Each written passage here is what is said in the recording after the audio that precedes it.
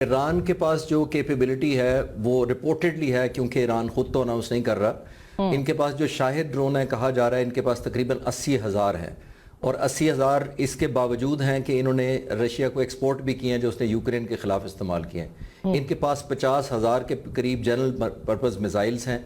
इनमें से 10,000 जो हैं वो बैलिस्टिक और क्रूज मिसाइल हैं जो रिसोर्सेज बताते हैं, जिसका मतलब है कि बहुत अबंडेंस है इनके पास वेपन्स की। और ख़ास तौर पर जो शाहिद ड्रोन है वो 10,000 से $20,000 तक है, जो कि ऑब्वियसली इन्होंने फायर किया भी मिडल ईस्ट के मुल्कों पर, और वहाँ से पैट्रियट चलवा दिए। और कितने पैट्रियट चलवा दिए वो मैं नहीं बताता आपको। यूक्रेन के प्रेसिडेंट ज़ेलेंस्की ने जो कहा है, उन्होंने गिला किया है प्रेसिडेंट ऑफ यूएसए के साथ कि मुझे पूरी जंग के दौरान 200 पैट्रियट नहीं दिए गए, और इन्होंने खुद अपनी जंग में 8 दिनों में 2,000 पैट्रियट चला दिए हैं। तो अब आप खुद अंदाजा लगा लीजिए कि कितनी एग्जॉशन हो सकती है। और पैट्रियट मिसाइल जो है वो तकरीबन 3 से 4 मिलियन डॉलर का एक पीस है, एक मिसाइल। तो एग्जॉशन तो बहुत ज्यादा हो रही है। जो ईरान की स्ट्रैटेजी है वो बहुत जबरदस्त है। बाकी मुल्कों पर मैं बाद में अर्ज करता हूं। देखिए, ईरान की स्ट्रैटेजी बड़ी क्लियर है। एक, prohibitive and most painful cause करना, जो उन्होंने मिडिल ईस्ट को भी कर दी है, जो इजराइल को भी कर रहे हैं अपनी कैपेसिटी के हिसाब से। मैं रिलेटिव टर्म में बात कर रहा हूं, मैं अमेरिका इजराइल वाली ऑप्शन नहीं कह रहा। जो इनके पास कैपेसिटी है, आई थिंक एक पेनफुल प्रोहिबिटिव कॉस्ट इंपोज करें, नंबर 1। नंबर 2, इनका ऑब्लिगेशन है टू सर्वाइव एंड सस्टेन। वो कर रहे हैं, ठीक है। ये जो ऑयल रिफाइनरीज तबाह करेंगे या स्टोरेज पर करेंगे या स्पोर्ट्स स्टेडियम को मार देंगे, वो तो जाहिर है उनके रोकने के बस में नहीं है। और तीसरा और मोस्ट इंपॉर्टेंट ये है कि ये बुनियादी तौर पर इन्होंने एक जज्बा, अपना जो विल टू फाइट है उसको नहीं गिरने देना, यानी रिजॉल्व बड़ा इंपॉर्टेंट है। और रिजॉल्व जो जॉन साहब भी कह रहे थे कि रिजॉल्व तो उन्होंने नया लीडर चुन के, उसी लीडर को चुन के जिसको अमेरिका नहीं चाहता था, एक मैसेज भेज दिया है कि हम हर वो चीज करेंगे जो हमें सूट करेगी, हम वो बिल्कुल नहीं करेंगे जो आपको सूट करेगी। मैं एक मिसाल दे देता हूं। देखिए, हार्मोज, स्टेट ऑफ हार्मोज जब से बंद है, अमेरिका इतनी बड़ी सुपर पावर होकर, प्रेसिडेंट ट्रंप इतनी दफा कह चुके हैं, उन्होंने कहा हम इंश्योरेंस भी देंगे, हम आपको मिलिट्री एस्कॉर्ट भी देंगे। लेकिन आप देख लें, आया तेल गुजर रहा है, तकरीबन 3 से 4 हजार शिप एंकरेज किए बैठे इंतजार कर रहे हैं। अमेरिकन प्रेसिडेंट की अश्योरेंस को भी नहीं मान रहे। दुनिया में सबसे ताकतवर आदमी है, उसकी डिग्री और कॉन्फिडेंस देख लें कि वो नहीं बिक रहा, यू समझे। तो जब ये नहीं हो रहा, तो नेवल टर्म में 2 टर्म्स यूज की जाती हैं थोड़ी सी टेक्निकल, लेकिन मैं सिंपल कर देता हूं। एक होता है सी डिनायल और एक होता है सी कंट्रोल। सी डिनायल होता है कि ना हम खेलेंगे ना आपको खेलने देंगे। सी कंट्रोल होता है कि हमारे पास कंट्रोल है, हमारी मर्जी से कोई आएगा, हमारी मर्जी से जाएगा। अब आप देख लें, सी कंट्रोल जो हायर डिग्री है वो तो ईरान के पास है। वो कह रहे हैं हम जिसको जाने देंगे वो जाएगा, जिसको नहीं चाह रहे वो नहीं जाएगा। तो ये इटसेल्फ डिफेंसिव किया हुआ उन्होंने। और एक और इंपॉर्टेंट एस्पेक्ट कवर करके मैं क्लोज करूंगा। देखिए, रशिया और चाइना बहुत बड़ा इंपॉर्टेंट फैक्टर है। रशिया बहुत खुश है ओवरऑल इस जंग से, इस सेंस में आई थिंक सबसे जो इत्मीनान हो रहा होगा इस जंग में वो प्रेसिडेंट पुतिन को हो रहा है। वो इस वजह से कि अमेरिकन सारी की मिलिट्री माइट, इनके इक्विपमेंट, इनके पैट्रियट, इनके इंटरसेप्टर्स, इनके सारे मिसाइल जो हैं वो फोकस हो गया उनका मिडिल ईस्ट की तरफ।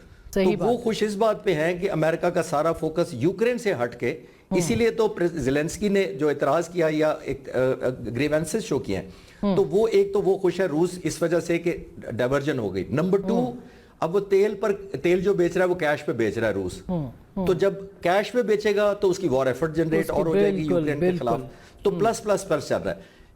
आखिरी बात चाइना की बड़ी इंपॉर्टेंट है कि चाइना भी चाहे इनडायरेक्टली या डायरेक्टली कंट्रीब्यूट कर रहा है, लेकिन चाइना भी अब रशिया से खुल्लम खुल्ला तेल लेकर अपने स्टोरेज बहुत बढ़ा रहा है। नंबर 2, एक और एक मॉरल रिसेंटेंसी चाइना को यह मिल गई है कि जितनी प्रोलॉन्ग होती है, अमेरिका एम्बैरस हो रहा है, उतना ही अमेरिका कमजोर होता जा रहा है। देखिए, जितनी जंग प्रोलॉन्ग होती है अमेरिका उतना ही और इजराइल उतना ही कमजोर नजर आएगा, और निस्बतन ईरान बेहतर रिजॉल्व के साथ नजर आएगा। वेरी इंपॉर्टेंट सर, आपने मकसद वही है, बिल्कुल बहुत अहम है। इसीलिए कहा जा रहा है कि शायद अमेरिका की तरफ से कोई इंतहाई कदम उठाया जा सके। क्विकली मुझे एक जवाब दे दीजिए, फिर मैं पैनल पे आऊँ, कि ये इंटरसेप्टर्स कहा जा रहा है कि बहुत कम हैं, जो खलीजी रियासतें हैं उनके पास भी अब कम रह गए हैं, अमेरिका के पास भी हैं, और अमेरिका जो बनाने की कैपेसिटी रखता है उसके लिए वो डिपेंडेंट है ऑन चाइना।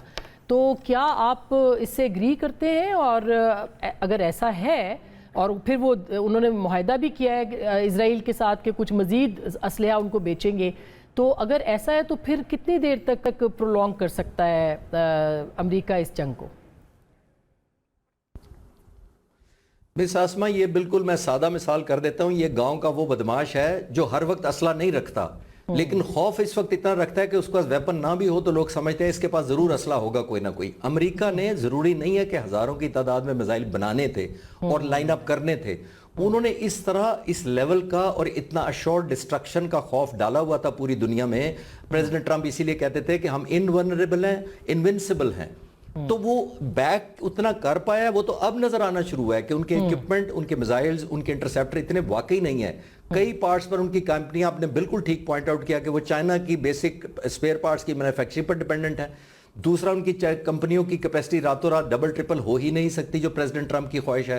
प्रेसिडेंट ट्रंप ने अभी बुलाकर उन कंपनियों को कहा प्रोडक्शन डबल करो, तो ये कोई ऐसा तो नहीं है ना कि कोई सिंपल साइकिल बना रहे हैं डबल कर देंगे। ये equipment, military machinery, explosive, transfer of technology, बहुत चीजें इन्वॉल्व हैं। तो अब ये इटसेल्फ शो कर रहा है कि उन्होंने अंडर एस्टिमेट किया था। वो 10-12 दिन तक जंग बिल्कुल नहीं एस्टिमेट कर रहे थे, इसीलिए उन्होंने इनिशियल एक हफ्ते के अंदर इतने ज्यादा इंटरसेप्टर मिसाइल्स चलाए हैं जो अब उनको नजर आ रहा है कि अब उनको राशनिंग करनी पड़ेगी। बहुत शुक्रिया आपका खालिद साहब, आपने हमें दिया। तैमूर झगड़ा साहब, क्या आपको लग रहा है कि इस वक्त सूरत हाल किस तरफ जा रही है? पाकिस्तान पे भी मैं आती हूँ, लेकिन जाहिर है कि इसका असर पाकिस्तान के ऊपर भी पड़ेगा और पड़ रहा है, तो आप क्या समझते हैं कि हम कहाँ खड़े हैं इस वक्त? असर तो सिर्फ पाकिस्तान पे नहीं पड़ेगा, असर पूरी दुनिया पे पड़ेगा। और बिलखसूस मेरे ख्याल में जो मुस्लिम उम्मा में जो कमज़ोरी है आज के टाइम पे, उसको बहुत बुरी तरह एक्सपोज कर दिया। आपने पिछले चंद हफ्तों में OIC का नाम सुना है?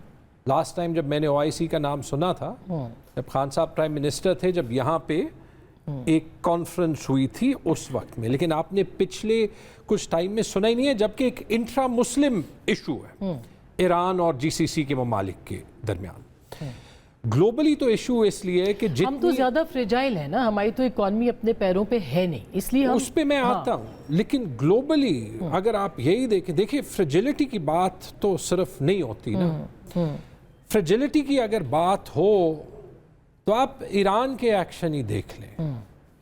सारी दुनिया कह रही है कि ईरान जीत रहा है। ईरान इसलिए तो नहीं जीत रहा ना कि ईरान अमेरिका का नुकसान ज्यादा कर रहा है। ईरान इसलिए जीत रहा है कि जो अमेरिका या इजराइल के मकासद थे वो पूरे नहीं हो रहे।